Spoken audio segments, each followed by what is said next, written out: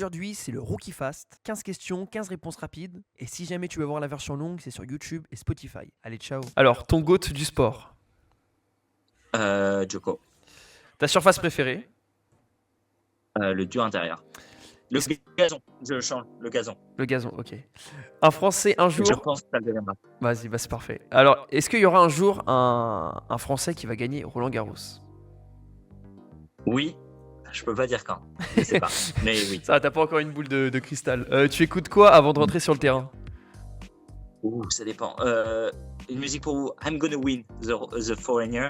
Donc je vais gagner et les paroles sont pas mal. Donc c'est la musique que je dirais j'ai le plus écouté avant le match. Ok. Mais ça dépend. Mais si je devais en choisir une, celle-ci. Ok. Plutôt du matin ou du soir? Matin. Matin. Ton meilleur moment de ta carrière? Je sais pas si on peut développer un poil les. Ouais, vas-y, les vas-y. réponses. Je suis du matin parce que pour une raison simple, c'est que j'adore faire les choses les plus compliquées de la journée en premier. Parce qu'en fait, la sensation du travail accompli est tellement bonne et en fait, je déteste faire les choses le soir. Toute la journée, je vais me dire putain, ce soir j'ai ça à faire, je vais le redouter. Tandis que quand je le fais le matin, toute la journée, je profite de la bonne sensation de l'avoir fait. C'est pour ça, moi, tellement plus du matin. Putain, mais en fait, t'as tellement raison. Putain, là, tu viens de me faire réaliser un truc. Après, on est tous différents. C'est vrai que le matin, Non, t'as raison. Dur, mais en fait, le matin, et c'est pour ça que je commence tous les matins par une douche froide. Et c'est un peu la première, parce que j'ai pas envie d'y aller, jamais. Et c'est ma première victoire du matin. Et j'ai cette réflexion en termes de quand il y a quelque chose de gros et de difficile à atteindre, il faut y arriver en créant du momentum, une espèce d'inertie. Ouais. Et l'inertie, elle se gagne par les petites victoires. Donc, je vais commencer ma matinée avec petite victoire sur petite victoire. Et après, ça va me donner la motivation pour faire les gros trucs que j'ai envie de faire. Et je me dis, plus je les fais tôt, plus j'en profite le reste de la journée. Non, mais t'as clairement raison. Alors, du coup, ton meilleur moment de ta carrière? Ça va dur entre Montpellier. Je dirais Montpellier 2023. Ok, bah, incroyable. Ton pire moment de ta carrière? Bon, du coup. Moment où j'ai touché le fond, je dirais un tournoi futur, donc un Nevers en 2022. C'est le moment où j'étais le plus triste sur un court de tennis. Ok, bon, en plus t'as 9 heures en plus. Y a-t-il un anniversaire qui t'a particulièrement marqué pendant un tournoi? Un anniversaire, c'est-à-dire Non, un adversaire, excuse-moi, j'ai mal. Un adversaire, Hugo Humbert. Hugo Humbert, ah, il devait être chaud. Fast food ou salade après un tournoi? Ni fast food ni salade, mais si je devais choisir dans le style, je dirais fast food. Mais pour moi, c'est plus la récompense à être quelque chose de sucré. Okay. Donc, je sais pas, un chocolat, une glace, une gaufre. C'est plus ma récompense. Mais je pense qu'elle est, comme j'ai dit, dans le but de jouer la saison et de rester en bonne santé mentale. Il y a aussi, pour moi, les écarts, j'appelle pas ça des écarts. En fait, ça fait partie du processus. Ça fait partie du long terme. Ouais. Si tu te prives tout le temps, c'est trop dur pour le cerveau. Ouais, non, clairement.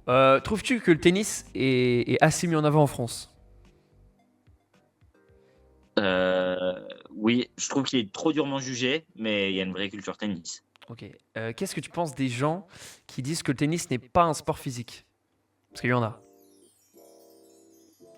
Waouh, je pensais pas qu'il y avait des gens qui disaient ça. Total désaccord.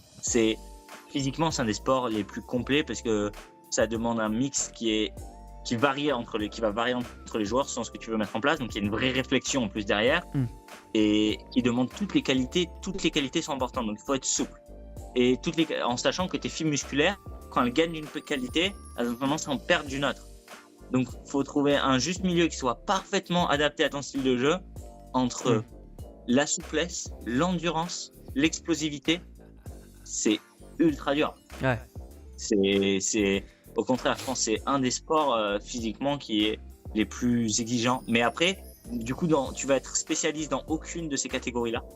Mais le mix en soi à trouver. Et c'est pour ça que Novak Djokovic, c'est un des meilleurs athlètes de tous les temps.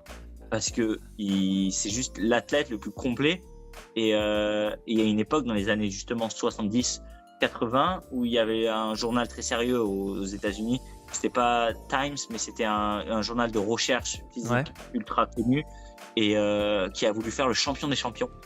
Donc Oui. en créant des épreuves, une sorte de décathlon.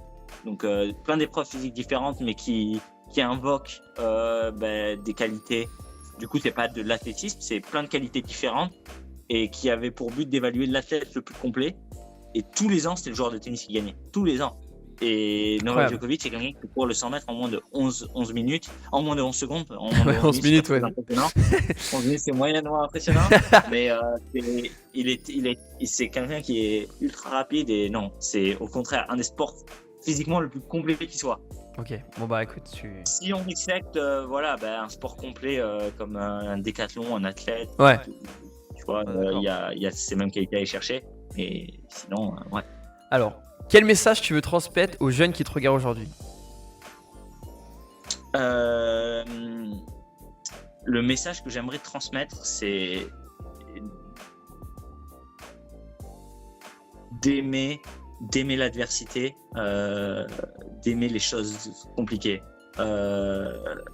de jamais vouloir quelque chose qui est simple, et vraiment voilà de totalement embrasser l'apprentissage que te donne l'échec. C'est ça en fait. Moi, mon message, c'est vrai que c'est quelque chose que j'ai tendance à exprimer un peu plus régulièrement en anglais, mais parce que voilà, les potes avec qui je discute et sur lesquels on discute de ces sujets-là, c'est plus des gars avec lesquels on discute en anglais, mais c'est vraiment de voilà, déjà la seule personne qui vaut le coup d'être comparée, c'est soi-même, c'est le fait de sentir de progresser dans son propre parcours. Chacun a un parcours très différent et c'est voilà de trouver son bonheur dans la difficulté, parce que c'est là qu'elle est vraiment, c'est là où tu développes une réelle confiance en ta capacité à t'adapter.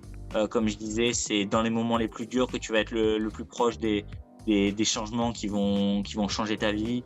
C'est dans les moments les plus durs que tu vas apprendre, que tu vas être le plus sensible, que tu vas rencontrer les plus belles personnes. Ouais. C'est vraiment ne pas redouter ces moments-là, au Clairement. contraire, se challenger pour s'y exposer le plus souvent. C'est la difficulté qui amène l'épanouissement. Ouais, non, clairement, je suis clairement d'accord avec toi. Et enfin, tu préfères. Alors, bon, c'est pas trop réaliste, mais tu préfères une victoire à Roland-Garros ou 10 victoires à Montpellier? Bon, c'est pas très réaliste, mais pour voir un peu. Non, une victoire à Roland Garros. Ok. Bon, bah écoute, ça clôt le. Une victoire à Roland pour ne serait-ce que pour l'engouement que ça crée dans le pays. Même si je dis victoire à Montpellier, si tu me donnes le papier maintenant, je le signe tout de suite. Mais une victoire à Roland, je pense que c'est au-dessus de tout, ou de presque tout.